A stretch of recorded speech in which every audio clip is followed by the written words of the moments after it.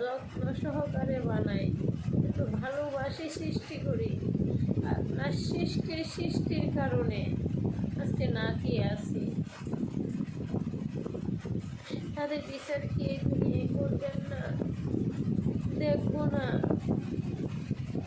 না হলে আমাকে নিয়ে যান। আমার আর কষ্ট সহ্য হয় না, আর পারতেছি না। টিপুসের মা নামটা আর নিতে পারতেছি না,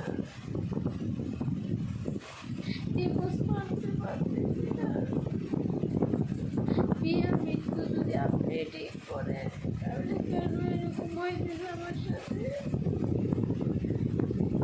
আমি তো অন্যায় করি নাই, আমি তো তার গায়ে কোনো সময় হাত উঠাই নাই, তাকে তো গালি দিই নাই।